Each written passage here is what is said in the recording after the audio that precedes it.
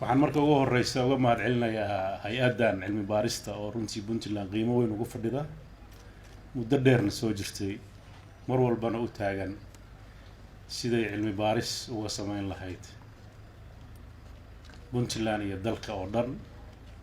waxa dadka Soomaaliyeed danta u ah dabcan dan aan la fogurin oo aan la jihayn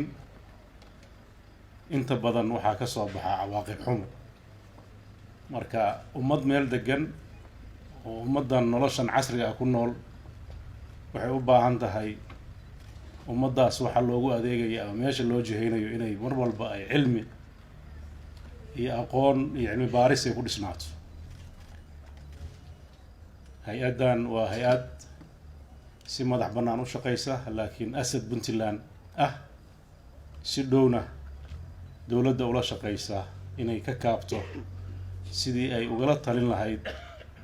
waxyaabaha dadka reer Puntland ay tabayaan iyo guud ahaan Soomaaliya sidoo kale tana u soo gudbiso dareenka dadka iyo waxa ay dareemayaan si ay ugu dhisto qorshayaasha dowladdu ay dadkeeda ugu adeegayso dabcan dowladdu waxay inay tahay adeege idinkaa xilka u doortay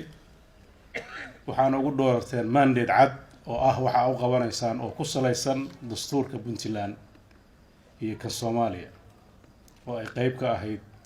Puntland diyaaradiisa inta diyaarsan iyo inta qabyada ah oo ay Puntland mar walba ay u taagan tahay in ay qabyatirkaas ay qayb ka noqoto hadii la eego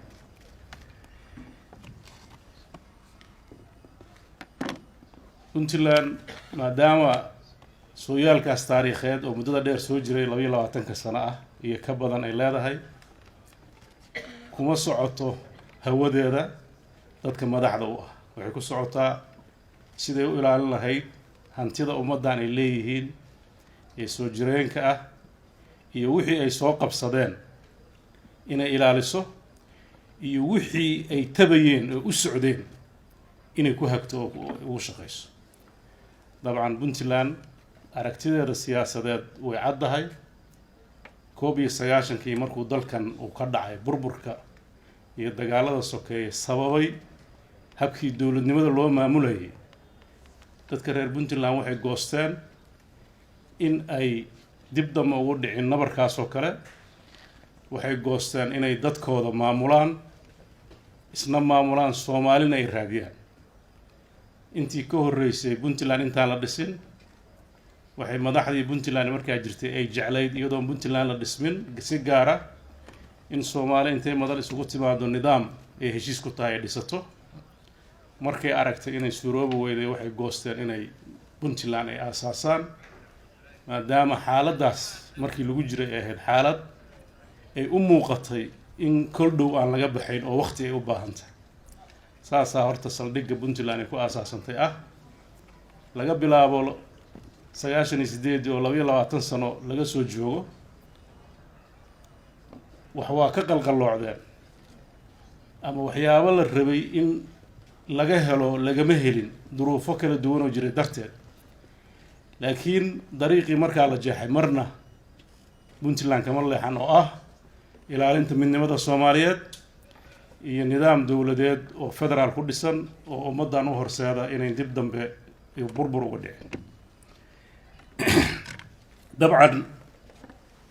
dowladdan ayaa madaxda ka ahay iyadoo kaashanaysa taariikhdaas iyo qoraaladaas iyo hab socodkaas iyo dastuurkaas iyo xeerarka kale u weheliya iyo laamaheeda kala duwan ee dowladda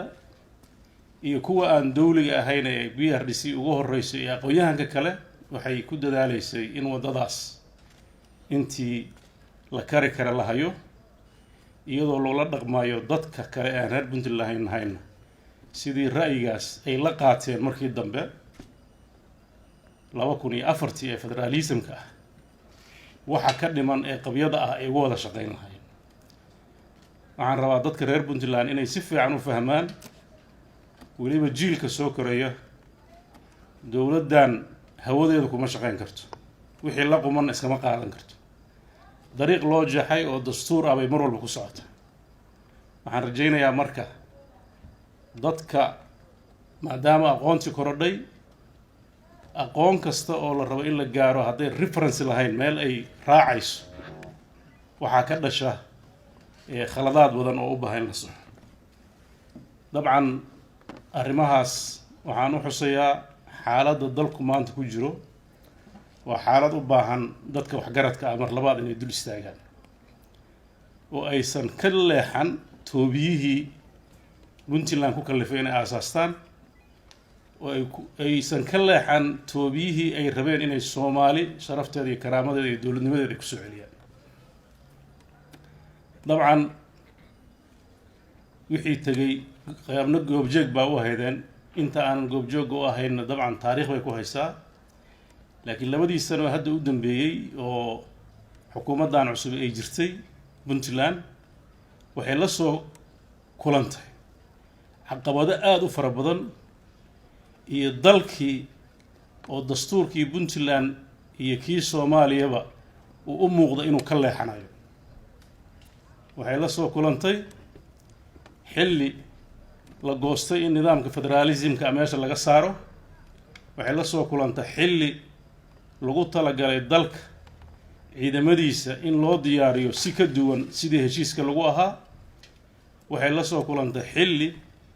adduunyada qeybteed lagu qanciyey habka dowladnimada loo maamulayay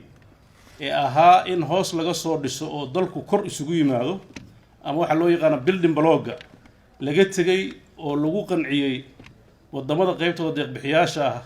si soomaaliya u dhisanto in centerka la dhiso si waxyaabaha brifriga la yidhaahdo loo edbiyo oo loo soo xareeyo oo ay u oggolaadaan dowladda dhexe inay raacaan haddii taas soomaaliya ay dan moodeyso waxay ahayd in laga tashado laakiin wixii lagu heshiiyey waxaan ahayn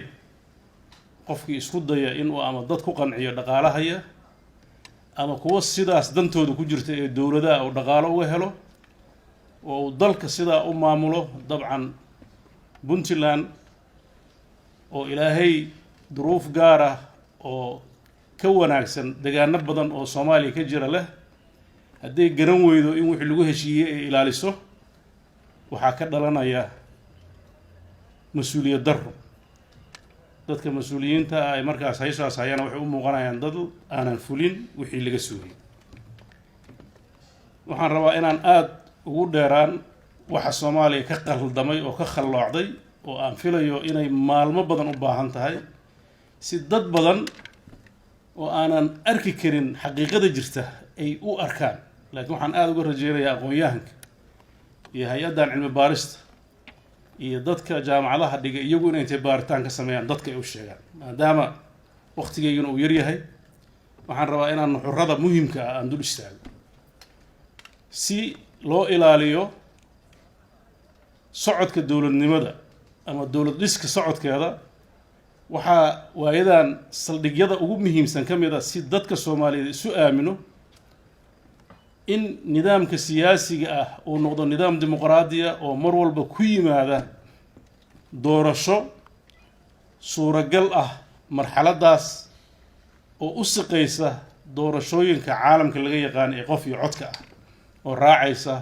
nidaamka dawliga ah ee adduunka u dhaqmo sida loo maamulo doorashooyinka qofka iyo codka dabcan xilliga soomaaliya maanta ku jirto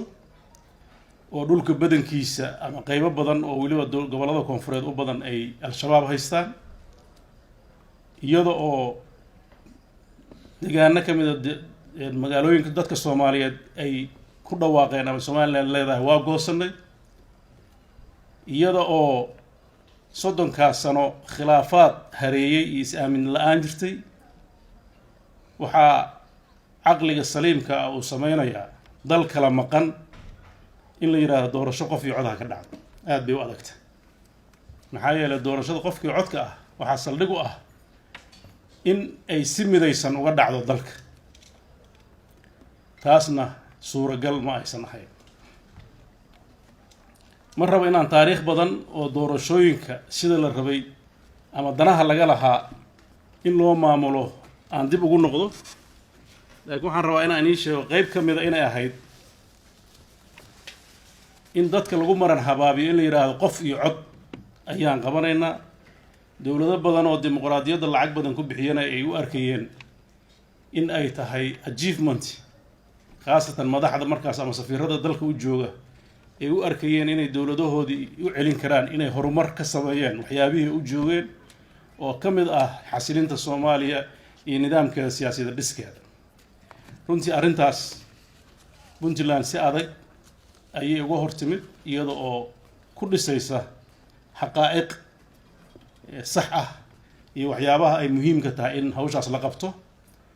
Puntland keligeed ma ahna Soomaalida xooggeeda iyo isteedyada kaleeto arrintaas way ka midaysnaayeen inay sidaas u qabsoomi karin.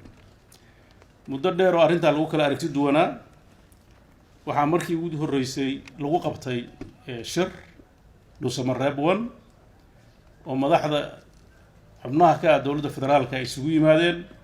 si ay xaaladii jirtay u qiimeeyaan. shirkaas gundhigiisu wuxuu ahaa in la helo doorasho la isla ogol yahay ayaa u ahaa aasaas ama base lagu dhisayo doorashada xilligeedana ku dhacda dalkana aan u horseedin qalalaas.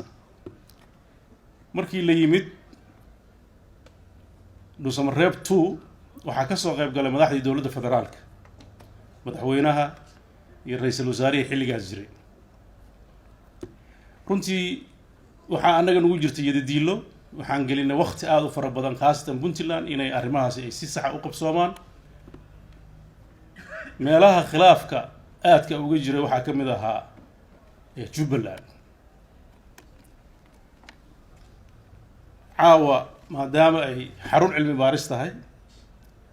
waxaan rabaa waxyaabo badan oo xaqaa'iq oo qarsoonaan jira inaan ka warramo. ay dhici karta dadka qaybtiis inay ka warqabin, dadka qaybtiis inay dhibsadaan. dowladdan federaalka ah ee hadda xilligeedii dhammaaday 2018 shirkii Baydhabo ay ku galeen waxa ay go'aansadeen in waan ka xumahay 2 dokumentina waa laga saxiixay madaxdii markaa joogtay.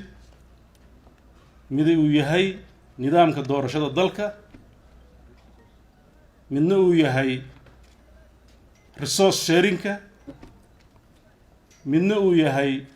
barnaamij socday oo la yiraahdo security architecture, habka ciidanka Soomaaliya loo dhisay. documentskaas markay dowladda gacanta ku dhigtay oo sidii ay rabtay ay u draft garaysay waxaa u soo baxday inay hesho saaxiibo arrintan la fuliya. waxaa isla markiiba la go'aamiyey in isbeddelkii soo dhowaa koonfur galbeed isbeddel laga sameeyo. saaxiibkay lafta gareen ayaa hadda madax ka ah, laakiin waxay ahayd isbeddel dhiig ku daatay. waxaa ku xigay xaaf oo galmudug ahaa. waxaa aad la isugu dayay waddadaa waddo la mid ah. waxaa baalashii laga rifay guddoomiyihiisii iyo ku-xigeenkiisii. waxaa muddo socday khilaaf aad u adag. iyadoo intaa taagan tahay baan anigu kursiga looga taliyay Puntland lay doortay 26 January oo ahaa xafladii caleemasaarka. waxaan goostay maadaama aan ku soo biiray masraxii siyaasadda aan u jeeday cakirnaanta jirta inaan la imaado weji ay suuragal tahay Soomaalidu in ay marlabaad dib u hadasho oo wixii ka khaldamay ay saxdo oo ay waddo saxiixa marto. waxaan halka isugu yeernay dhammaan mas'uuliyiintii dalka, madaxweynihii, madaxweynayaashii state-ka markaa jiray, madaxweynayaashii hore dalka soo maray, prime ministeradii dalka soo maray, xildhibaano, wasiiro iyo cid walbo aan isdhihi karna Soomaaliya waxtar bay ka tahay. annagoo curdin ah oo diyaar garow fiican lahayn ayaan dhabarka u ridinay in shirka baaxadda leh baarlamaanka labadiisa aqal madaxdooda halka aan isugu yeerno. runtii fursaddaas waxaan uga faa'iideynay inaan gogol u dhigno oo aan isku dayno inaan waxyaabihii jirnay xal uga raadino. dadkii meeshaas joogay qaybtood maanta puntland bay ku sugan tahay oo waxaa ka mid ah madaxweynayaashii hore cabdiraxmaan farool aan ka xasuustaa dadka intiisa kale inay maqan yihiin baa dhici karta inta kalena way maqlaysaa goobjoogga ka ahayd runtii fursad qaali ah oo madaxdii markaas weliba fartu ku godnayd ee jubbaland iyo galmudug ahaa ee si garnaqsi leh madaxweynaha ugu soo bandhigeen waxa khaldamay iyo waxa la doonaya in la soxo nasiib wanaag dadkii kulankaas fadhiyay ayaa gaarkood u markhaanti kici doona madaxweynihii waddadii laga rabay inuu furo wada hadal nabadeed iyo inuu tanaasulaad sameeyo waxa uu qaatay waddo taa ka duwan oo aan xal keenin markii la ismari waayey waxaan codsannay inaan lagu kala tegin laakiin ballan lagu kala tago oo bisha saddexaad ee sanadkaas isla sanadkaas shir kale la isugu yimaado magaalada Garowe si waxyaabaha madmadowga ee jira ee loo dhammaystiro nasiib wanaag shirkaasi bishii saddexaad ma qabsoomin aragtidii ahayd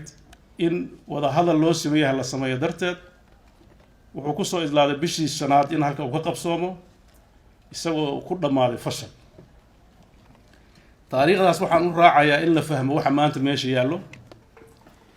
shirkii dhuusamareeb haddaan ku soo noqdo labo khilaafkaas oo baaxaddiisu ay kordhay aan ka sheekeynayo hore waxaa lagu guulaystay in uu ka baxo madaxweyne xaaf xilkii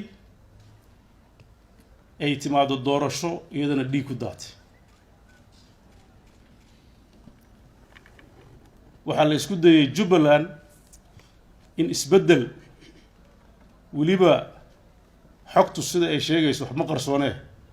la rabay ciidamo aan soomaali ahayna ka qayb qaadanayan in lagu bedelo mowqafka puntland aada buu caddaa markii ay fashilantay arrintaas waxaa la isku dayay jubbaland in la kala jaro oo gobolka gada laga jaro oo ciidamadii aan dib ugu soo noqon doono qaranka loo adeegsado inay iyagu noqdaan kuwa fulinaya ajandahaas kala qaybinta stateka jubbaland shirkii dhuusamareeb 2 wuxuu ahaa kulankii ugu horreeyey oo marka laga tago May 2019 madaxweyne axmed madoobe iyo madaxweyne farmaajo ku dhex mara halka iyo anigaba si live ah wuxuu ahaa kulankii ugu horreeyey oo aan isku aragno jubbaland dhuusamareeb waxaan yeelnay si gaar ah aniga iyo madaxweyne axmed madoobe iyo madaxweyne maxamed cabdullaahi farmaajo oo mararka qaarkood marka wax qaybta soomaalida loo fiirinayo si gaar ah duruufaha jira ay noo hareereynayeen waxaan ka codsaday madaxweyne axmed in uu ka tanaasulo kana hadal wax walba oo tirsanayo oo hore uu furo safxad cusub uu qaato nabad iyo heshiis uu madaxweynaha iyo marxaladdan maadaama soomaalidu ay daashay oo ay doorasho filayso inaan doorashada ka doorbidno inaan wixii tegay aan ka xisaabtano runtii waan uga mahad celinayaa wuu aqbalay isagoo culays badan iyo duruufo badan oo aniga aanan markaas garan karin oo isaga haysta uu dareemayo haddana wuxuu doorbiday inuu taa ka qaato madaxweynaha waxaan u caddaynay inaan si niyad sami ah oo dhab ah inaan ugala shaqaynayno dalka marxaladda uu ku jiro in laga saaro oo doorasho la geliyo oo aan gacan ku siinayno shaqadaas weliba si hoose si reernimona xataa waa ku darnay diyaar baan unahay inaan kugu darno nasiib darro kulankii aan la soo xireeyey niyad simidaas baan ku nimid dad badan oo soomaalina waa dhegaysteen khudbaddii ka dhacday dhuusamareeb oo aan ka hadlay waxay ahayd khudbad muujinaysa inaan ka tanaasulnay wixii horoo tegey diyaar u nahay inay soomaali israacdo u talaasulno madaxweynaha hore u soconno meeshii aan ka sugaynay madaxweynaha in uu go-aanka nala qaato wuxuu ku galgashay khudbaddiisii shirkii oo dhan wuxuu mugdi geliyey heshiiskii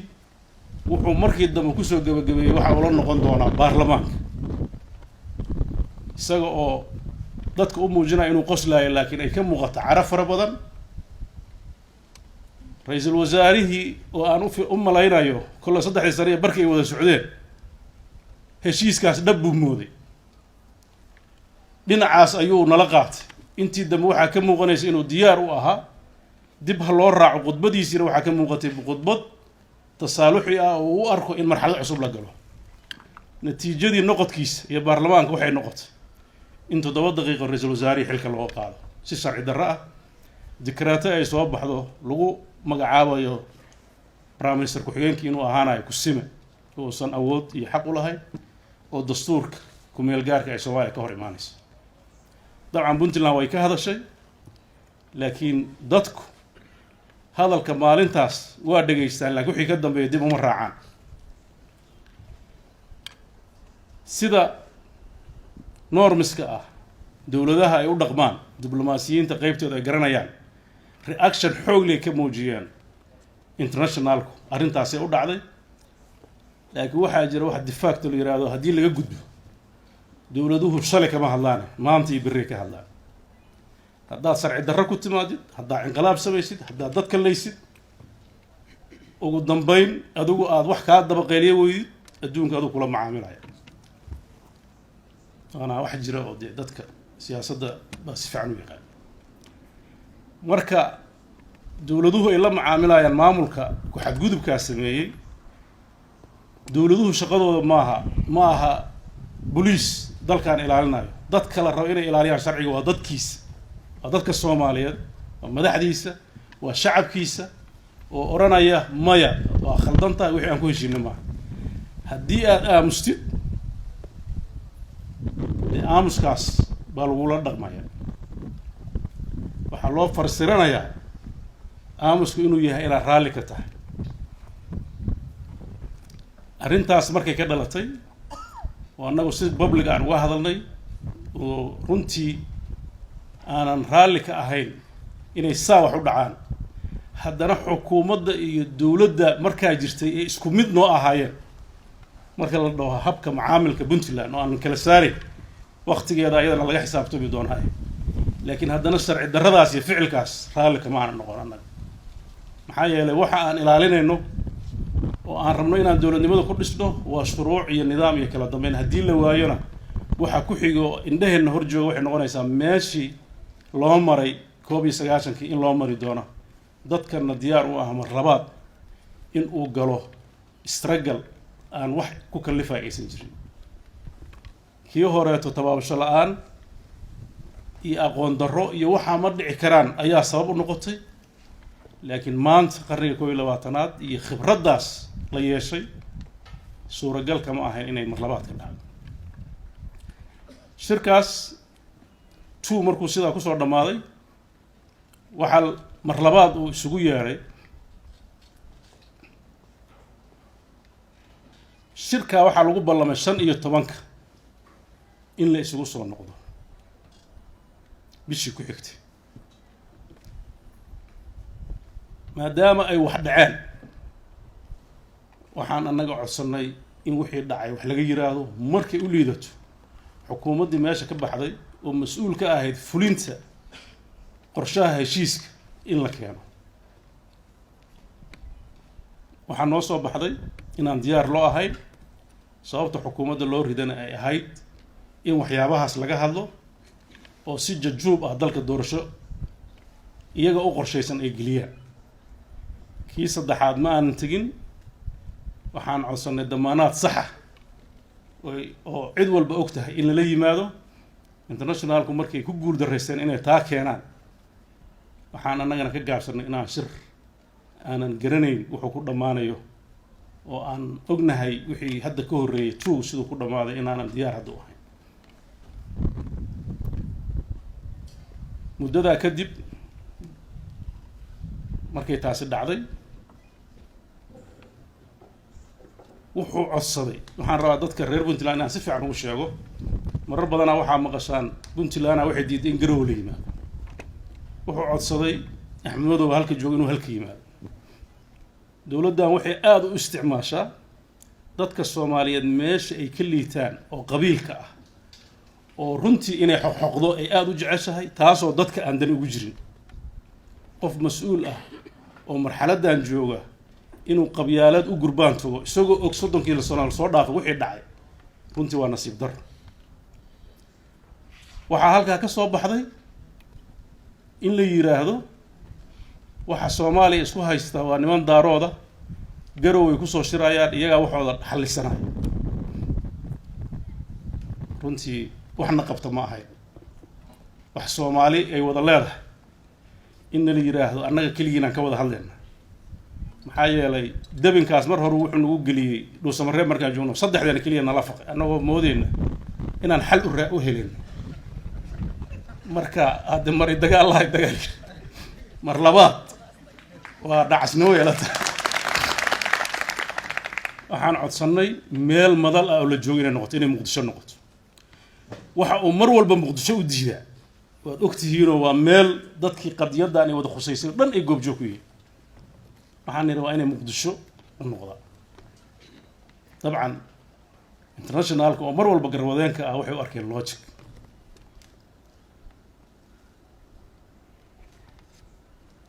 waxaan tagnay kowdii iyo meelaha inayd baan filay September 2020 baan xamar ka degnay iyadoo magaalada xamar iyo dadka deegaanka jooga ay qarka u saarantaa inay qarxdo iyagoo fahmay dawladda tan inay doorasho rabin ay rabto inay ku darsato oo si xoog iyo jajoob ay ku joogto magaalada oo dhan oo cabursan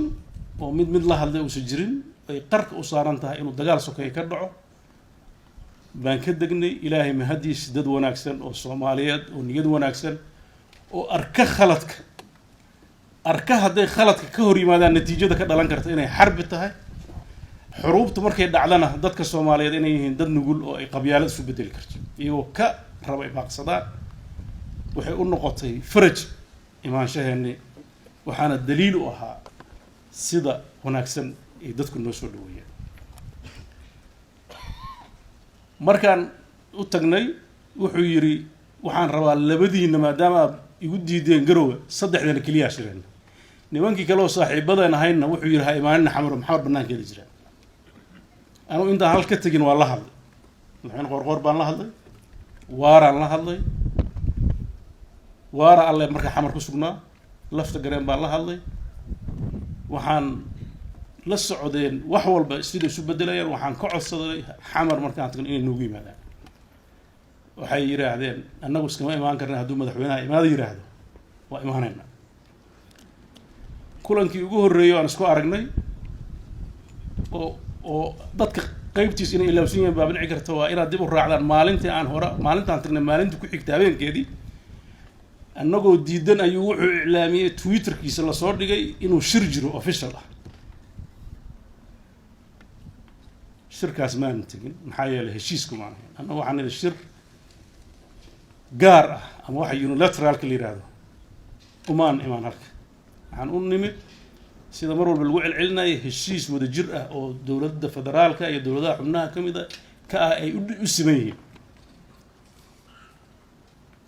markii aan aragnay inuusan soo socon waxaan la furnay consultation hay'adihii dawliga ah mujtamacii dawliga meesha joogay iyo siyaasiyiintii kale ee xamar ku sugnay dhaqdhaqaaqaas siyaasadeed waan kula kulanay musharaxiintii xilka u taagneed ay kamid ahaayeen madaxweynayaashii hore ee dalka oo markaas xasan sheekh uu kaliya uu ku joogay dhaqdhaqaaqaas waxaan la kulanay baarlamaanka aqalkiisa sare waxaan la kulanay madaxda baarlamaanka aqalkiisa hoose waxaan la kulanay safaaradaha jooga waxay soo dedejisay taas pressure ah in loo yeero madaxdii kale dabcan wuxuu aqbalay in madaxdii kale ay timaado waxaan rabaa inaan hadalkeena hadal gadaal baa uga noqonayaa waa tanaasulaa buu yiri inuusan talaasulin baan rabaa inaan inii sheego oo uu marka hore aado waddo xiran oo ay suuragal ahayn in darbiga madaxa la dhaco oo ku khasbanaado inuu dib u soo noqdo ninkii ka shaqeeya waxaan shaqeynay aakhirka waxa weeye isagu baa dib u soo noqonaya waxa ay noqotay in la isu yimaado. waxaan rabaa maanta maadaama xalkii Soomaaliyeed uu cakiran yahay inaan publica u sheego waxyaabo qarsoodi ah ama hadallo dhexdeena maraya haddaan anigu been sheegayna waxaan rabaa inuu isagoo declare gareeyo dhawaa beentiis. waa kulannay waxaan u sheegay inay xaaladdu adag tahay sida uu ku wado isagoo ka xun inaan engage gareyno dadkii mucaaradka ahay magaalada jooga iyo dadkii kaleeto. wuxuu yidhi maxaa ka doonteen dadkaas anaa marti i ahaydeen caasimadii magaala madaxdii Soomaaliya haddaan nimid oo safaaradihii dalka ay joogaan oo dadkii Soomaaliyeed iyo qabaa'ilkii Soomaaliyeed ay ku dhan yihiin weliba hal iscaantay oo hawiye xaruntiisii xuduntiisii ah waxaan leedahay ha arkinina oo ha kala xaajoonina xalka Soomaaliya in dadka Soomaaliyeed aan kala irdhoobin maxaa taas suuragal maaha. wuxuu igu jawaabay dadka halkaas ka jooga waa dad iska qaylqaylinaya ciidan ayaan haysanaa wax naga qaadi kara wax ma jiro. anu hadda waxa hadalka iga keenay ciidan gadaal baan ka ogaaday waxaan mooday wiilashii aan aqaanayo madaxtooyada joogi jiro hadda u badnaa reeraha kan deegaanka iyo dad noocaas war ciidanku soo ciidankaan aqaanin maaha beelbeesha ahaayo see wax u jira maya waa mas-uuliyad baa naga saaran oo dowladda gacan biraan ku qabanayna. meelaha qaybtoodna isagoo uga hadlayo 10 qof oo wax diidan waad aragteen baan u maraynaa media aan runtii waxay la noqotay wax mucjiso ah oo aan sax ahayn. mar labaad waxaynu ugu kaliftay inaan nuur walaalow dadkan khatar ha gelin. ani Axmedow waxaan war ma doorasho rabta hadda wuxuu dhaaway khiyaamay ma doorasho rabta annaga ku dooranayna walaalow balgal haddaad bahasha ugu bugtid annaga ku dhisayna dalkan ka daa meesha ku wadi khatar buu ku socdaa. habeen dhawadu soo wacay wuxuu yiri 17 September ma ogolaadeene marka ay tiri waa ku dhisayaa baan ogolaaday. waxaan ira hadda wada sax la timid haddaan ku leeyahay maxaa mushkil oo ku jirta hadii lagu dhiso. laakiin markaasna waxaan ku lahaa war processka iyo doorashadaada iyo campaignkaaga laba ka kala dhig. processka waa lagula wadaagaa dad baa kursigan damac kaga jira oo xaq u leh inuu noqdo doorasho loo siman yahay process. ama campaignkaaga iyo xodashadaada iyo waxa isku xirxiraysa de waa shaqadaada iyo hadda ha qaban kuma dhahay. damacuna waa shay qof kastoo bini aadan ku jira hadduu arko inuu munaasib u yahay marxaladaas. madaxda kale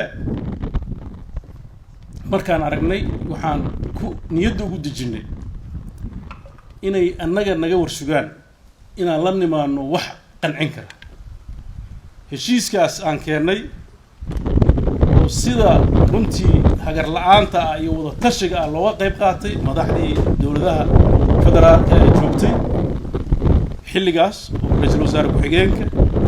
ra'iisul wasaarihii waa uu diiday inuu magacaabo ilaa heshiis la gaaro. ilaa baarlamaanka aqalka sare markaan tegay cabdi qaybdiid iyo mawsuud ay qabsadeen iyagoo idhahaya daarood baa tahay ninkii nooga keen kursiga ilaa xoolo kala qarsan maayo. waa uu diiday inuu magacaabo ilaa ay heshiis ay la gashaan aan anigu rabo. heshiiskii baa si allaalay suura waxaan ku niri war doorasho qof iyo cod lagama gaaro doorasho dadbanna dee waa la yaqaanaa wadadeeda waxa uu ku dhigay in wax laga bedbedelo maxaa rabtaa inaad ka bedeshaan marka. wuxuu yiri waxaan ka rabaa ugu yaraan in 2 meelood laga dhigo isagoo ula jeedo in gado doorasho lagu qabto. waan Axmedow ku haleyn karin Kismaayo waxaan irahayaha loo yeelo. waxa kale oo waxay ahayd cosmetic aan badnayn tira markii hore ay dhaheen 300 weeye iyo midii taa ka horeysay oo 260 oo 51 ahayd baa la yiri 100 iyo hal laga dhigo. inta kale doorashadu waa doorashadii 2006 iyo hanaankii lagu galay 16 inta markii si la isugu raaco waxaan kala shaawirnay madaxdii iyagana doonaysay doorashada oo qodob aad ugu deganaayeen ah in xisbiyo lagu galo ayaan waxaan niri haddaa xisbiyo idinkuna aadaan xisbiyo doorashada dadba isma gelayso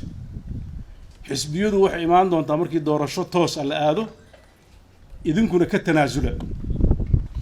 negotiationkaas inta badan anigaa gelay dhinacyada u kala dabqaaday heshiis dowladihii xubnaha ka ahaa iyo dadkii dowladnimada rajada ka qabay xukunka iyo cid walba iyo internationalkii aan la wadaagayn oo la isla qaatay buu ahaa khudbadiisii baarlamaanka wuxuu yidhi Siciid baa qorqortay iyadana waa nasiib darro kale bahashii hal bil aan u fadhinay xamar si loo sharciyeeyo madaxweynaha iyo cabdi xaashi isma salaami jirin ismana arki jirin mana ogolayn inay labada aqal isu yimaadaan waxaan ka codsaday inaan shaqadaas qabto waxaan ugu tagay cabdi xaashi gurigiisa isaga iyo labadiisa ku xigeen waxaan ka codsaday wax kastoo jiro hore inay liqaan maanta Soomaali u hiiliyaan heshiiskan ay wax ka ansixiyaan labada aqal oo isdiidanaana ay is ogolaadaan mursal baan la hadlay waa isla qaateen bacda shidda wa tacab waxaa halkaa ka soo baxday niyad samaan dadka Soomaaliyeed oo dhan iyo calool furnaan kulamada gaarka aan yeelanay isagoo dareemaya inaan anigu dhisi doono wuxuu ila wadaagay xogo uu u arko dalkan inay sahlan tahay inuu marlabaad ku soo noqdo oo uu haysto ciidan iyo lacag iyo xogag wadaniina oo meel walba u joogo oo ay ku jirto Puntland waxaan ku eray xirfad iyo xeeladaada hadda adeegsanaysa waa hawl adag ku taal laakiin processkaas uu naga khaldamay hadda intaad processkaas martid xeeladaada iyo xoogaaga ana xoog kulama talinaaye aad wax ku qaadaysa ani ilama aha inaan Soomaali xoog u qaadaysa garashadeeda laakiin wixii xeelad ah anigu hadda kuguma haysto waa ku furanta mar allaale markaan shirkii ka tagnay oo gudiyadii la magacaabay ayaa horta xaaladii la sheegay soo baxay gudiyadii la magacaabaa waxa ka soo baxay qaylo waxa kale oo ka soo baxay gado ayaantii markaan tagnay 2 maalmood ka bacday ciidan kale hor loo diro waxa ka soo baxday niyad xumo ah heshiisku inuu ahaa wax la iska madmadoobeeyay maxaa yeelay hadduu heshiiska dareerayo Siciid baa iska qorqortay ma dheheen heshiisku warqad la iska saxiixay oo marxaladda looga gudbaayo umbe kriteeriyadii lagu heshiiyey habkii dadka loo xuli lahaa wixii oo dhan buu hareer maray markii aan kala hadlanay oo nir warsidatan wax laga bedelo wuxuu diiday in la isu yimaado wuxuu yiri heshiiska waa dhacay 8 qof soo dirsan annaga niyad wanaagii markii ugu horeysay afartii ugu horeysay waan magacaabay afartii markii la magacaabay oo qayladii ay badatay oo dadkii musharaxiinta ay annaga naftarkeena nagu eedeeyeen inaan u daaroodaynay oo ninkii hoosta wax kala heshiinay oo wixii aan u sheegaynay oo ah process sax aan khiyaanay oo gudiyada soo baxay ee noqdeen niisa iyo maxaa la yiraahdaa iyo xoog wadaniin iyo wax kale oo aan garanayn runtii annaga waxay nagu noqotay xaaje inaan ka jawaabnay aad u adagtay waxaan rabaa inaan inii sheego kulanka la hadalka isniinta aan sameyn jiray waxaan u joojiyay wax badan oo fool xun oo dadka niyadiisa xumeynaya inaan sheegaan aad u diidana oo aan ogahay si u dhacaan maxaa yeelay nin weyn haddaad tahay meel soo istaagto xaqiiqada ka hadashay ama inaa ka aamusid waxa socday wuxuu damiirku isiin waayay sida waayaan dama la caadaystay ee ah in wasiilada la gaaro kaliya oo bulsho vulnerable ah oo iyada dhan u baahan in la dhiso loo danqado aan laga fakarayne xukun aan la rabin in bulsho loogu shaqeeyo sababta loogu orday ilaa hadda waxa aan fahmi lahay kamid tahay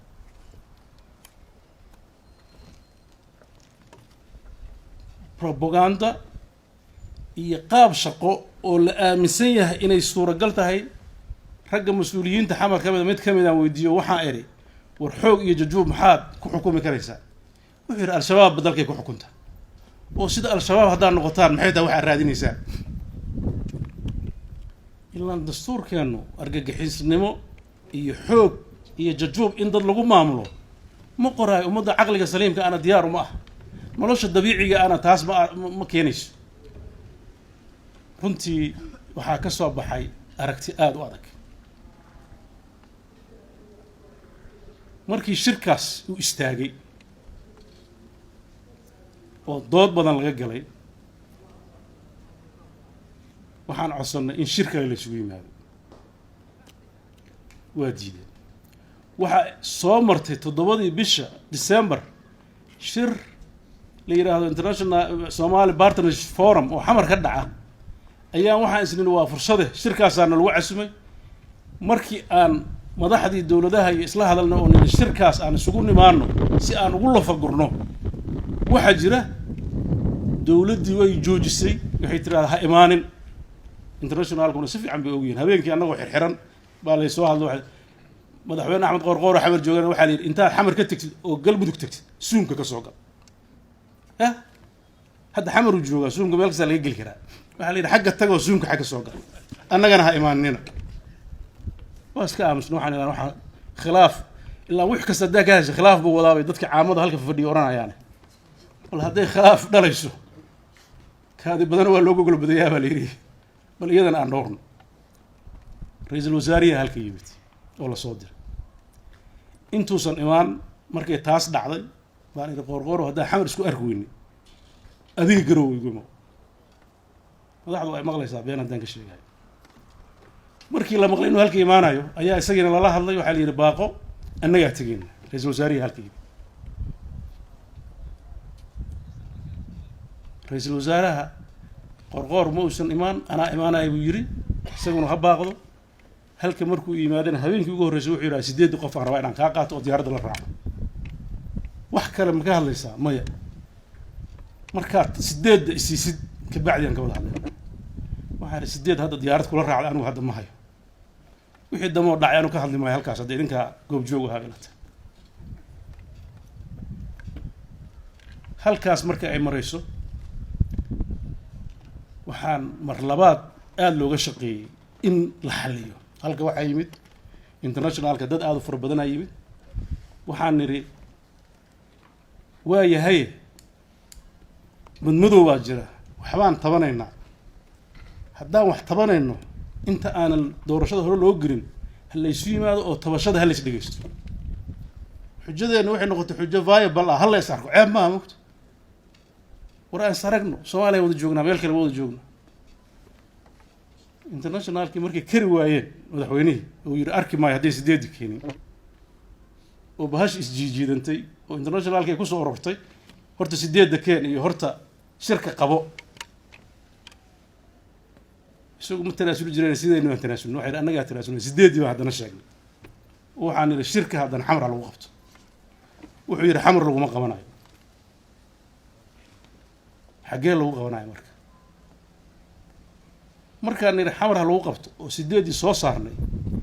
buu isagoo waxbana ogeysiin wuxuu yidhi dhuusamareeb iyo bisha meeqahe 15 maaqa waxay ahayd dhuusamareeb baan ku qabanaya shirki oo la tashi uuna la gelin waxay nagu kaliftay annagoo xog badan oo og xaaladda dhuusamareeb ay ku sugan tahay amni waxay kaliftay inaan mar labaad annagoo maalinta aan baxayna habeenka ka horreeyey 12 hoobiye lagu dhuftay dhuusamareeb inaan sacrifice sameeyo aniga wafdigii la socdo mar labaad haddana aan tagno kii joogay oo ku dhacday hadda waaba joogay laakiin kan la yiraahdo imaw ka war oo la leeyahay 10 kilomitir loo jira madaxda ila socotay dadkii la socday ka warqabay tension wuxuu ahaa iyo ciidamadiina la socday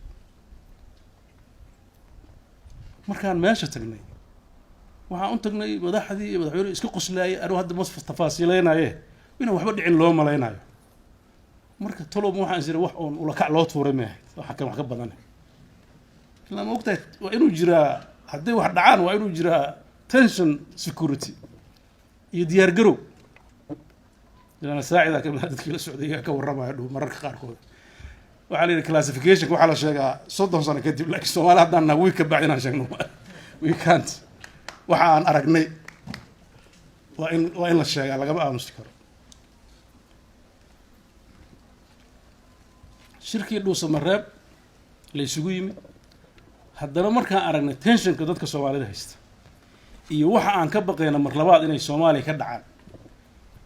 يو كل تاجنان تجرته أنا أقصد أفكر أيوة إنه ذلك حقوق قبته سيدا يلطها مرلبات وحان قوستي مرهدان إمد إيشوزكي كلو أسكرنا صدح إيشو على وصور صدح هذا إيشو إن أنا كلا صون نقول يدون حل جاري لبدأ إيشو لبا كم ذا ضدك كت تبناي حمر بيجوان إلا جا حاجة ذي وأودي وحنا هدي ضدك كل ديدين ده كل جا أم دودي كرت وحنا رأينا وحير دبوا عليا هالكاس بعد أختي هن هالك وحنا كو قبرنا هيريتيج وحل جاس إن أنا جو هوست جرينو رنتي مركي جو رجع سومالي لو قبتنا إتها عدد كضدك إيمان كرا سومالي مركي لما راح سومالي إيمان إنسان عن جران كرو علايس كإلا إيمان كرتو وحن كدور بدي إني هالكاس فرصة كجرتو ضدك سومالي سكو أركي كران مرلبات وحي خلد من الوسع كرو أي سن كدواني go-aankii aan qaadanay 26 January 2019 runtii waxaan dawlad ahaan mishinada awoodda dawladda leedahay dhan u jihaynay in shirkaas uu qabsoomo muddo yar waliba iyagu nagu wargeliyay sidii la rabay inuu qabsoomo waxaan uga mahadcelinayaa bulshada reer Puntland iyo dawladdoodaba inay si sharaf iyo karaamo leh ay shirkaas u qabteen waxaa halka yimid dhammaan madaxdii Soomaaliyeed marka laga tago madaxweynaha iyo ra'iisul wasaaraha iyo dhowr qof oo cudurdaar ku maqnaa labada state kamida waxay noqotay fursad lagu wada waxaan qirayaa maanta madaxda halka timidna ay qiraysaa nimanka madaxweynayaasha hore ahaa iyo ra'iisul wasaarihii hore iyo musharaxiintu in ay muujiyeen dabacsanaan iyo inay muujiyeen wax walba oo jira in la xalliyo inay diyaar u yihiin waxaan halka ka dhacay shirarka caadiga marka laga tago iyo gaargaarka shir ay isugu yimaadeen dadkii dawladda matalayay oo ahaa 3 maamul goboleed prime minister ku xigeenka iyo labada speaker iyo madaxdii u tartamaysay xilka madaxweynenimada waxaana weheliyay madaxweyne Cabdiraxmaan Faroole intaas waxay gar dhigteen inay u baahan yihiin maadaama si doorasho u galaan inay helaan process furan tala kuma haysano walow aan jeclaan lahayn inaan ka qayb galno laakiin kuma haysano waxaan rabnaa qodobada mugdiga iyo shirkiga naga jira in laga shaafiyo shirki labaad wuxuu ahaa intii dawladda matalaysa gaar isugu nimid waxaan noo muuqata inay gar tahay doodoodu inaan ka jawaabno waxa soo baxday jawaabta annaga aan siino inay kaafi ku ahayd iyadoo ay 3 maamul dawladihii xubnaha ka joogaan labadii speaker joogto ra'iisul wasaare ku xigeenkii joogo waxa halka ka soo baxday inaysan ilaa Maxamed Cabdullaahi Farmaajo la soo qanciyo maahan inay tala kale jirin waxaan halka ka dirnay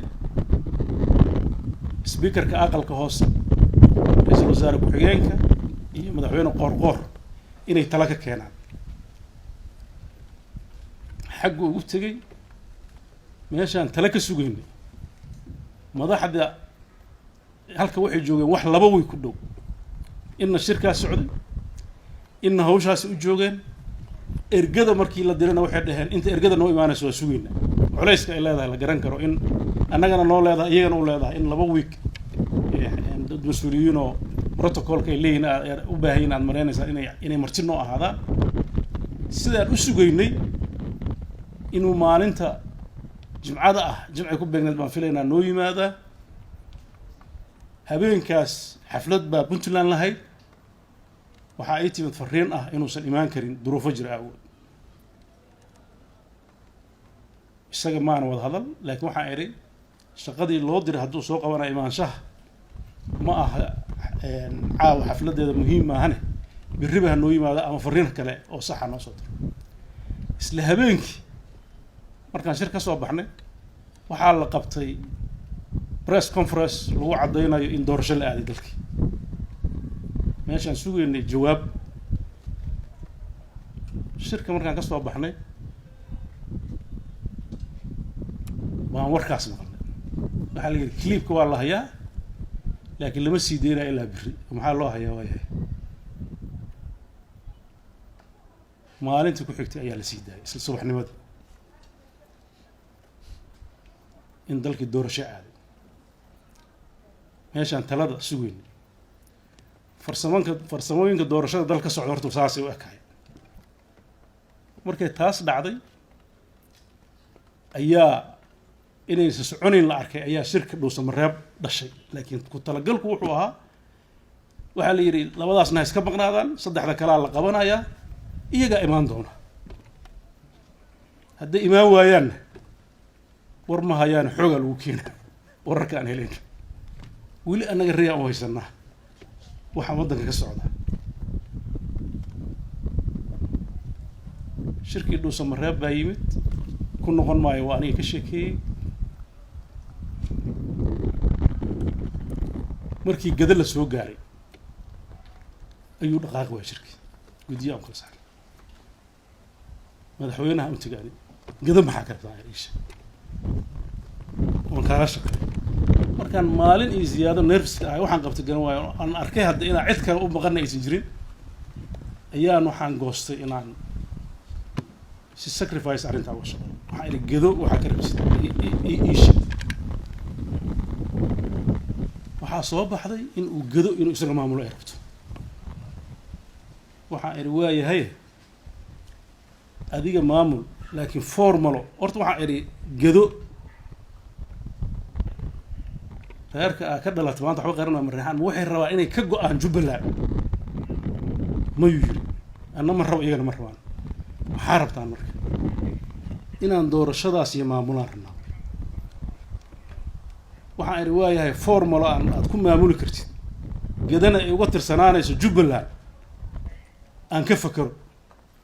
maxay kula tahay buu yidhi ani markaas ilaahay baa i waafajiyey qalin warqad ma haysan waxaan ka soo shaqeeyana maa marka anigana waxay cakiran yihiin waxaa idhi gado dib u heshiisiin baa markii hore lalahaa horta hala galo oo axmed madooba taagnaa horta dib u heshiisiin maamulka hala soo celi ciidanka hala saaro waa process dheer isagana oo dee I don't know sanad iyo ka badan qaadan kara waxaa idhi haddii dib u heshiisiintu ay saa u adag tahay laba aan u kala saarno garbahaarey inka fikraddaas markaa halka joogna waa la develop gareynaya garbahaarey issue iyo gado issue waxaa idhi maamul gobo marka cidda hawshaas fulinaysaa awal la ogeyn waxaa idhi maamul goboleedyada hadday hawshaas fuliyaan oo iyagu intay u diraan guddi dib u heshiisiinta bilaabaan lana kaashadaan cid kasta oo ay khusayso oo aysan ku jirin maamulada ay ku jirin jubbaland ay ku jirin arrintaa ka waran waxaan qaadanaynaa baan idhi qorshe ah in dib u heshiisiin guud la furo lagana bilaabo garbahaarey maadaama doorashadii socoto oo garbahaareyna aysan ka dib dhici karin doorashada kaleeto caqabad noqonayso waxaan idhi muddo bil ah garbahaarey waa lagu dhammayn karaa si loogu dhammeeyo maayarka hadda jooga guddoomiyaha degmada hadda joogana waa laga qaaday kii hore axmed oo laga tuuray oo intii la xirxiray oo weliba etoobiyaanku xirxireen ay ka tuureenna isna lama soo celinayo axmedna wuxuu taagaa kaa hala soo celiyo kaasa sharciga iyaguna kan wata labadaba ha laga qaado mid community-gu ay isku raacsan yihiin intay keenaan guddigaas ha u dhiibaan warqadda marka ha soo qorto jubbaland oo sidaa sharci ku noqon muddo hore waa la fiicnaatay waayahay buu yidhi waxaa idhi shaqadaas ma ku shaqeeyaayo raalli ma ka taha haa buu yidhi curfi soomaaliyeed baan raacay mareexaankii joogay dhuusamareeb madaxweyne ku-xigeenkii wasiirkii arrimaha gudaha iyo wasiirka ganacsiga aan u yeelay horta waxaan u sheegay prime ministerka waxaan u sheegay qoorqoor waxaan ku idhi arrintan waa ay mudatay saanaan rabaa inaan u galo xeer kale ilaa dadkii dowladda iyagaa waddanka madax ka ah marka waxaad gudbi kara waxaa idhi farsamo kale aan gelayaye waxay dheen haddaa waa xalinaysa waxba kama qabno iyagii baan u yeeray qaarkood waa ay eedeeyeen inaan maaragtay axmedoo u hiiliyo oo waxaan ku idhi eedda ha noo dambaysa hadda aan xalin waddadaanaan arkaa in wax lagu xallin kara maxay ila tahay runtii raggu aba ku kala qaybsanaana laakiin si unanimous waxay yidhaahdeen waa ra'yi fiican waana kula qaadan waxaa inaa ila qaadateen madaxweynaha u tago u sheegay anaa ballanta xataa usoo qabtay waxaan madaxweyne inaan iyaga arkayna u sheegay iyagana arag maayo intaa kuma ekaane waxaan la hadlay cabdirashiid janar oo jooga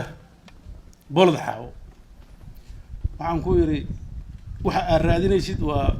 degaankii maamulkiina xukumayeen oo xoogni laga saaray waa oga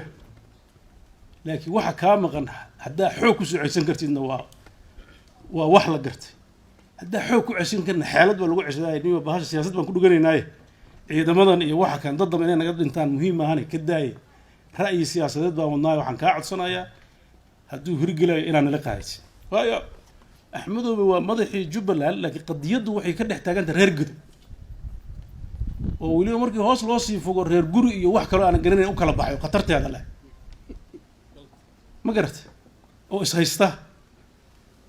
madaxweynaha waa u sheegay waxaa idhi waxa ishaysta haddii aad dhihi leed ogaadeen meesha muuba joogaba gadow waxa isku haysta waa raaskaagii dagaalka dhacay dadka effect gareey waa iyagii isagiina waa la hadlay waxaan kaloo la hadlay madax kale oo axmedoobe la socotay oo fartaag ka mid yahay iyo wasiiro iyo gabarnarkii gado axmedoobe oo dowladda jubbaland u ah oo meesha jooga kulligood waxaan ku qanciyey inay arrintaas qaataan markii isagu aqbalay waxaan u tegay axmedoobe waxaan ku idhi wixii badnaa oo aad sheegi jirtay oo carada ka muuqatay iyo adigii raggaaga inaan liqdaanaan raba tan inaan nala qaadataan anoo keligay aniga iyo wasiirka arrimaha gudaha ee puntland baan wada tagnay wuxuu yidhi haddaad xal keenaysaan dadkii ay khusaysana aada la hadashay sida aad sheegaysid oo cabdirashiid waa u sheegay culayska adigu ku haystana qayb anaa kaa dejiya dadka waa engage garay wuxuu yidhi waxba kama qabo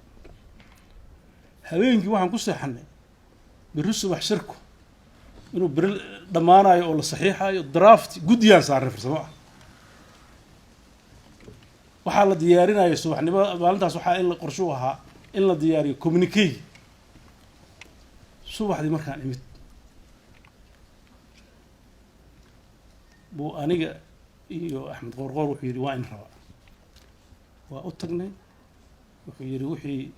aan xal isku ogeyn ma shaqayn karto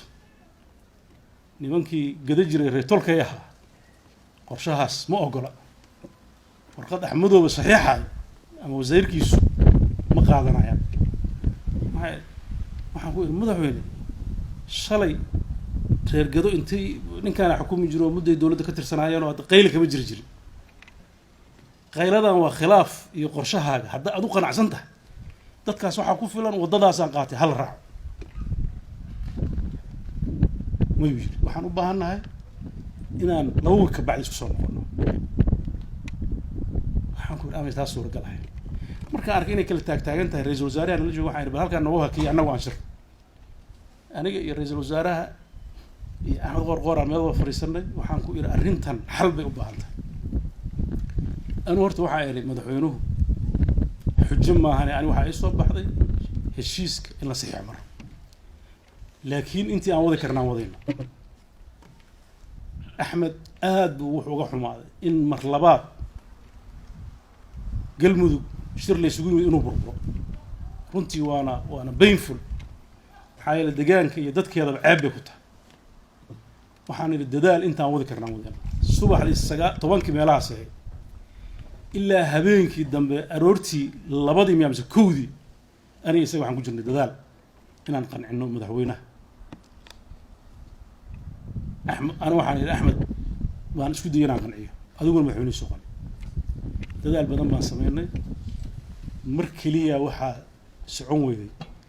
إن جد ومجعابه أو إذا جب الآن مجعابن أما دولة مجعابه ما هنروح كلام جنامي أحمد وبشركة أنتوا نرفض النقطة ويروح على كيف الصحة دي لأنك لو تلنا يا هاي ما أنت لأنك أسبوع ورجع يا باشا إنه قاعد سيه مين دي هوا أركت ما شركة كعروض بالليل ما أيسن جرينا حد يرى تايم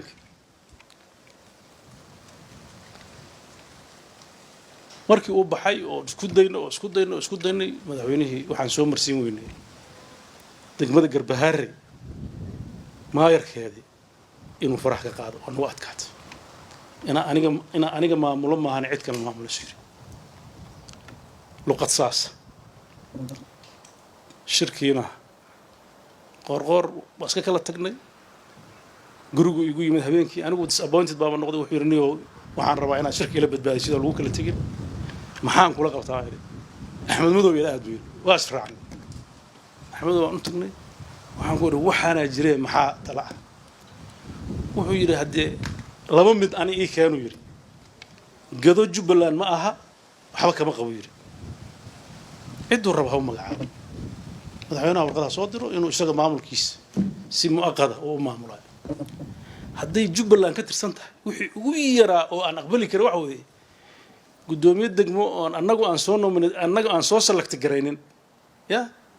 dadkii degaankana aysan doorashooda sida caadiga ku soo bixin oo sida golayaasha deegaanka loo sameeyo oo cid kala keentay waliba dadka meesha joogo keenaya waa dadkii madaxweyne Cabdullaahi loyalka oo ahay gudaha joogay anu xataa mar hoos waa ula hadlo waxaan ku yiri warinka imaanaya adiga keensan ay xataa hadii wili aragtina maamush formulada aan raacno ilaa annaga si kale u magacaawno ma leh dawladda dhaxaama magacaawdana ceeb bay ku tahay oo nidaamkii federalismka meesha ka baxay guddi aan dirnayna sharci uma haysto inuu magacaabo waxa u baahanahay inaad arintaa saa laga daayo habeenkii marka Axmed kan nimid oo nimankii kalena nagu daaleen waliba madaxweynaha Hirshabeelle iyo gudoomiyaha gobolka Banaadir waxaan uga mahadcelinayaa dulqaadka ay muujiyeen meeshiiba inay shaqeeyna soo baxay maxaa yeelay niman daarooda iyo nin marti loo yahay ba orday gada kaliya wax leeyahay horta dalka la rabo leeyahay hal xalliyo dadka ay sheegayaan Garbaharre xalin weyn ina ogaataan raba wuxuu yiri waa tagay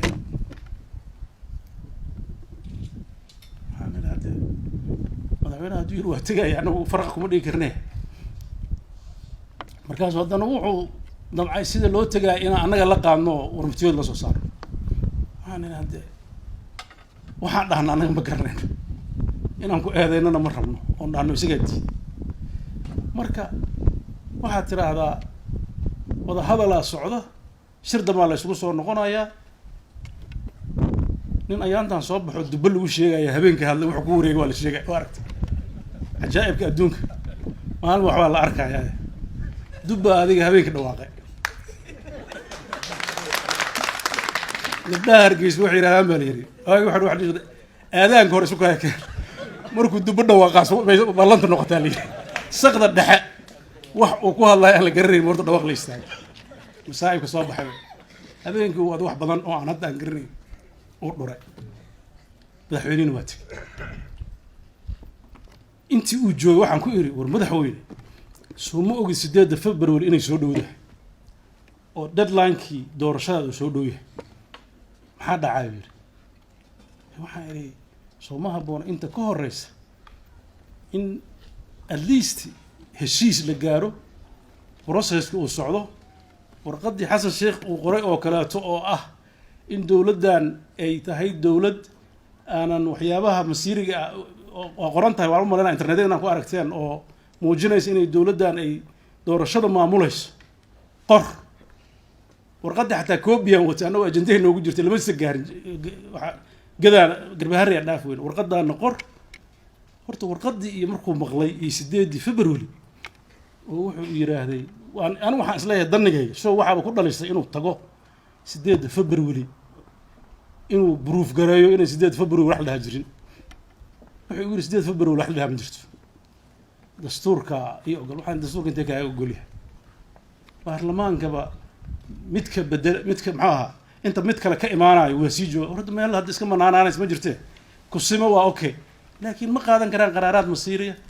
هذا إنا ده شروعي أصحنا يعني عيب ويا دول النماذج عيب وطاي أفلقات ويا هذا هو الصورة قل معها أنت حاسس قرتي مقرون أنت السماء واضح عردي يضادي أنا جا أن أركع إن النصيحة أوضح وطوب برلمان كير سعيدة واحد سكر ورنجر aniga waxaan is leeyahay ninkan marna lagu xijinayo waa daarood la leeyahay marna la leeyahay dee maamul goboleed isku horreeyey oo u weynaabaa tihiine roolkaaga qaad saas odayada iyo dadka waxgaradka iyo simada oo dhan markay la soo hadlaan maaragtay la leeyahay warmaandhow soomaali meelay ku kala tegaysaa ka talin waxaan isiri bal intii karaankaaga dadaan waa tegey 8 markii dhaafay oo maalin iyo 2 iska maqanto shaqadii iska socoto way soo wacay waa wada hadalna haye 8 maxaa dhacay waxa ma dhicin haye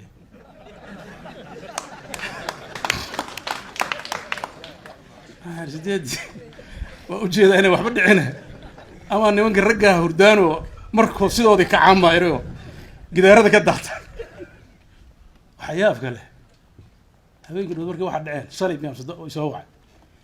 waxay tiri wiir nimankii haway gidaarada ka soo laabay wax soo daatay ma aragtay wiir waxay ma arag ciidamadan oo dabaabaadka watana ma ogeynay horta gorgorkan la sheegayo anigu waxaan ku maqlay maalin la yiri galmudug la keenay oo dagaal ka socday gada in la geeyana waa maqlay goobta saddexaad ay ka dagaalameen waxay noqotay daljirka dahsoon horta inaan saas inaan u kood gareysaan aan rabaa haram cad iyo gorgor meel kale ay ka dagaalamaan ma aniga waa research garay waxaan ciidanka intee la egyahay waxaa la ii sheegay ciidamada turkidu tababaray iyo kuwa waxaa la isku dardaro ciidan hadda aniga aan sheegay dadka nixinayo tiro badan oo dabaabaad wata hadda hal maalin shabaabka ma aaday wadada afgooy iyo xamar isku xirto waa xiranta hurwaa lama tegi karo war gorgorkan hadday dadka wax u qabanayaan jidadka maxay u furi waayey niman meelay ku jiraan oo cid arag oo aniga hadda wax lagu akhriyay ma garanayo hadda awal waxa la soo saas ma yeeli karto hadda dadka reer Puntland saas dhahan laakiin ogaada Soomaalida dhaqaani ma ilaa al-shabaab si ay ka dhigto waa la arkay Soomaaliya inay isqarxiyaan oo dadka qeyracaan nimankan aniga sida loo tababaray shaki weyn ay iga jira marka wax naxariisa oo ileeyahay ma jirto horta dalka meeshu ku socdo waxaan rabaa inaad si fiican u fahamtaan dadka waxa xun looma sheego belad laakiin waa qarsan weyn run aan sheegaya maxaa yeelay haddaan ka digi weyno oo dalkan dagaal sokeeyo uu ka dhaco oo qabaa'il la isku laayo oo xoog la isku sheegto oo dalka dabaabaad la jiirsiiyo annagaa dambiilayaal noqonayna nimanka internationalkii hadda dhahay 17 September hal la ixtiraamo 17 September alamtaraas oo dhaaftay 19 February ka dambeysay habeenkii markaan doodayna wuxuu dhahay in dhacde oo aniga waxa ka yeersiiyay hadda aan garanayn ilaa maanta runta iska sheegayay ayaantii horena wuxuu yiri adsabaan ku tukanayna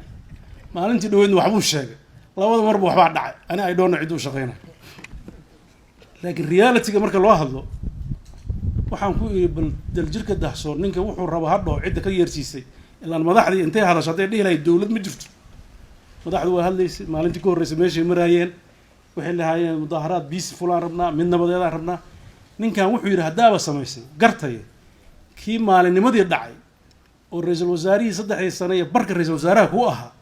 oo calankiisa u lulaaya xabadda lagala daalay maxaa ku fasiraysaa wuxuu yidhi ciddii sharciga ka hor timaabta tallaaba laga qaaday horta madaxweynaha meesha noo fadhiya literally kulla ari waa iga geesin yahay intaan hubo laakiin geesinimadaas tii la rabay miyaa mise mid kale miyaa idinkaa ka jawaabi doona maxaa yeelay geesigu waa midka xaqana ka hadla xumaantana dadka gacanta ka qabta maaha nin ku dhiirada wax cirib dameedkeeda uusan garanayn runta markaa inii sheego waxaa hadda xamar ka socda waxaan ka baqayaa inuu dagaal sokeeyo oo hor leh iyo qax hor leh dadku waxaan hadalkii kusoo gabagabeynaya ka codsanaya dadka reer Muqdisho iyo madaxdooda inay intii ka fogaan karaan in la geliyo dagaal inay ka fogaadaan godin yahay ima goysan haddaan gobolkii kugu jirin baa la yiriyo madaxweynaha kuwa deegaankiina garab taagan oo falsafadaas la qabo oo inay dalka xoog ku xukumaan raba dadka qabyaalada ha u kala saaranina dad mararka qaarkood caadifadu qaadaysa arkaya dadaalka aan ku bixinay inuu dagaal dhicin oo dadku waxay heshiis ku yahay ku dhaco oo khatar kasta u wajahnay waad garanaysaa mararka qaarkood meelaha aan tagayno runtii walwalka iyo ragga ila jooga ka sheekeyn kara waxba la qarin maaye magaaladii xamar haddii laga wasuusay oo laga shakiyo oo la yiri cuntadeeda ha cunin oo waa sun baa ku jirta oo waa lagu dilayaa war ummad tarar ku jirta ma al-shabaab aan ka baqnaa mise filla Soomaaliya aan ka baqnaa horta reality-ga aan sheegay maxaa yeelay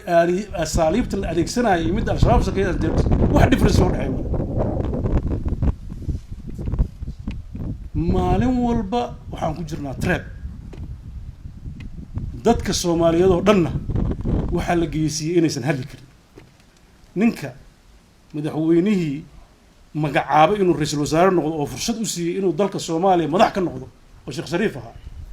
iyo madaxweynihii xilka ku wareejiyay ka horeeyay xurmada u qoori waayay oo marna diyaaradda u diiday inay ku aadaan Kismaayo marna iyagoo beledweyne aadi rabay laga hor istaagay maantana iyagoo hotel jooga lagu xabadeeyay ra'iisul wasaarihii u shaqeyn ayaama dhaxas waxa dhigi jiray ra'iisul wasaaruhu muxuu u hadlay ayaa wixii jira u sheegi waay soo waa nin malaha og nimanka waxay yihiin ilaa nin ya waxa dhigi jiray muu wax cadeeyo halku markuu yimid ragga kale waxay muu hadlo warninkaas ka daayay marka waxba jireen sababtoo haddaan wax ilaahay waxaan xishoonin haddii ilaahay kugu xiriiriyo khatarteeda leedahay runtii waxa Soomaaliya ka socda wax laga aamus karo maaha waxa ay ku socotaa dalkan meel halis ku jira waxaan ugu baaqayaa shacabka Soomaaliyeed si midaysan iyo iskala saarin dictatoriina ka yimaadaan iyagoo si midaysan oo qabiil isku kala saarin inay sharciga ilaaliyaan iyagoo midaysan waxay heshiis ku yihiin oo doorasho inay galaan wax nin leeyahay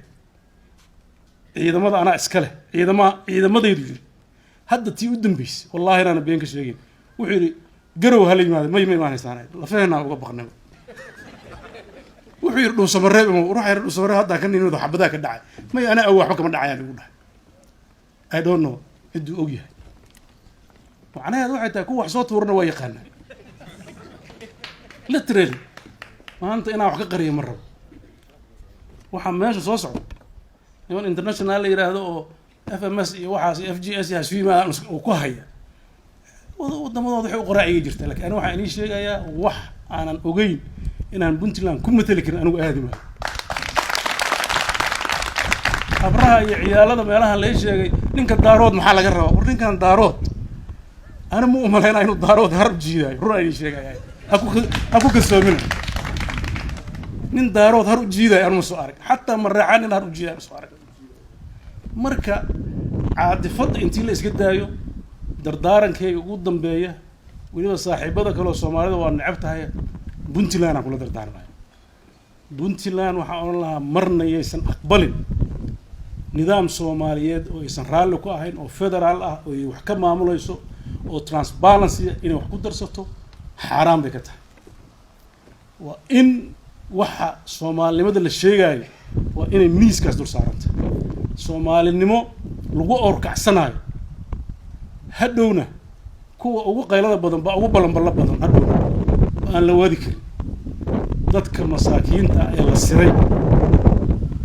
ee meediyaha iyo dadka loo soo dirdiray iyo lacagaha loo qeybiyay ku siray iyo niman xoog wadaniyiin la dhaho habeenkii habraha u guda dadka waaweyn wax garadka lama hadlaan aruurta iyo habra aan warhayno TV-ga iyo aan fiirsan waxaas u sheekay dadkiina mas'uuliyiintu halka jooga waxaan ii sheegayaa dadkiina waa nila gacan dhaaf hadda aamus lahaydeen oo nila ka xaysan lahaa oo sida hadda nimanka xamar jooga aan noqon lahaydeen oo kale iyo hadda damiir yeelanayd horta ninkeena ii taala wixii dhacay 80-maadkii hadday soo noqdaan waa waxaan anagu isbadnay waxaan u dirayaa fariin ah adkeynta Puntland midnimadeeda iyo dhulkeeda inay tahay arrin lama taabtaan raadinta Soomaali federaal oo mid ahna in loo saciyo ilaa ay ka imaanaysana la sabro haadaan in lagu dhacaano ku talinayo Soomaali aan jecelnahay haadaha lagu dhaco ku talinayo waxa la rabaa ilaa wax cad oo la yaqaan oo wixii qornaal ixtiraama yimaadaan waxaan qabaa xoogga waxaa saartaan puntland iyo jiritaankeeda inaalisa waa salaamantiin wasalaamu calaykum